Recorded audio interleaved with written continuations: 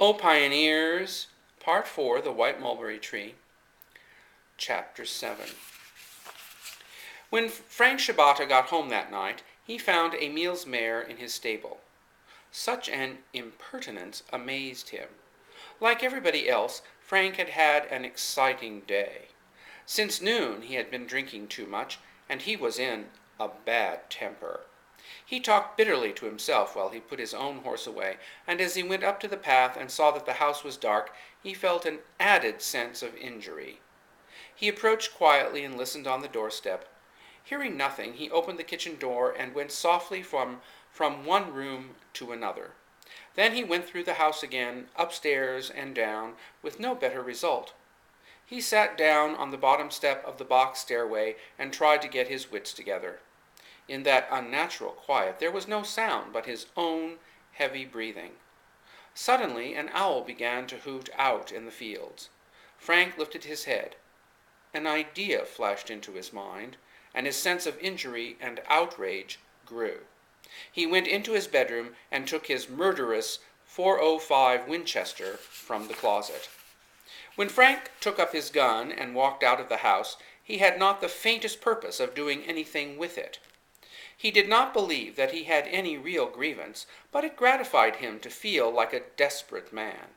He had got into the habit of seeing himself always in desperate straits.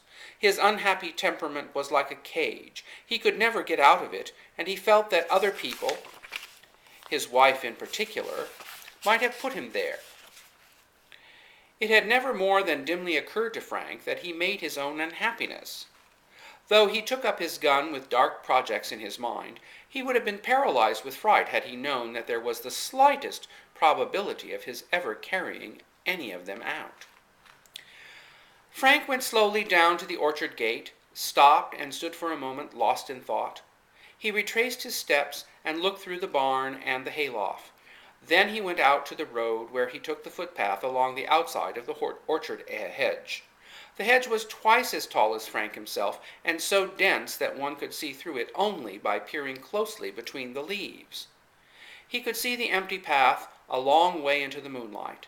His mind traveled ahead to the stile, which he always thought of as haunted by Emil Bergson.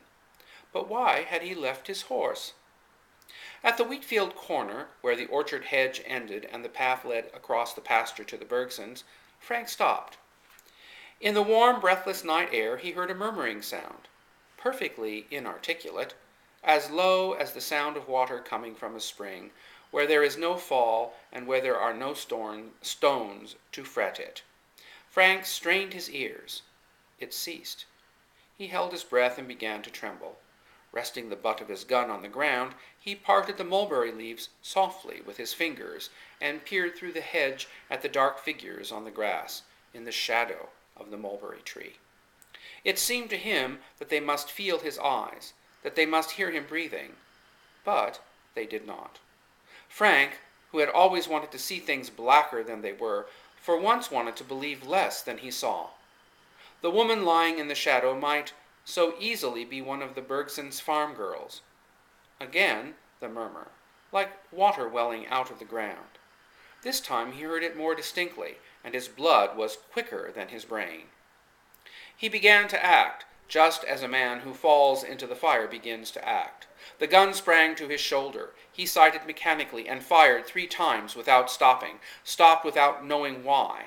Either he shut his eyes or he had vertigo. He did not see anything while he was firing. He thought he heard a cry simultaneous with the second report, but he was not sure. He peered again through the hedge at the 2 dark figures under the tree. They had fallen a little apart from each other and were perfectly still. No, not quite.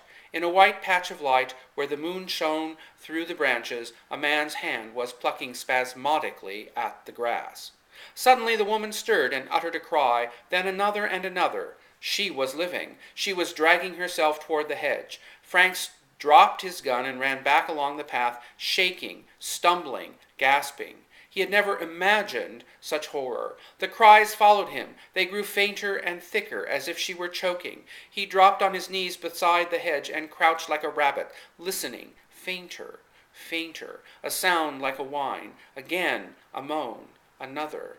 Silence. Frank scrambled to his feet and ran on, groaning and praying. From habit he went toward the house, where he was used to being soothed when he had worked himself into a frenzy, but at the sight of the black open door he started back. He knew that he had murdered somebody, that a woman was bleeding and moaning in the orchard, but he had not realized before that it was his wife. The gate stared him in the face. He threw his hands over his head. Which way to turn? He lifted his tormented face and looked at the sky. Holy Mother of God, not to suffer. She was a good girl, not to suffer. Frank had been wont to see himself in dramatic situations, but now, when he stood by the windmill, in the bright space between the barn and the house, facing his own black doorway, he did not see himself at all. He stood like the hare when the dogs are approaching from all sides, and he ran like a hare, back and forth about the moonlit space, before he could make up his mind to go into the dark stable for a horse. The thought of going into a doorway was terrible to him. He caught Emil's horse by the bit and led it out. He could not have buckled a bridle on his own. After 2 or 3 attempts, he lifted himself into the saddle and started for Hanover. If he could catch the 1 o'clock train, he had money enough to get as far as Omaha. While he was thinking dully of this in some less sensitized part of his brain, his acuter faculties were going over and over the cries he had heard in the orchard. Terror was the only thing that kept him from going back to her. Terror that she might still be she, that she might still be suffering. A woman mutilated and bleeding in his orchard. It was because it was a woman that he was so afraid. It was inconceivable that he should have hurt a woman.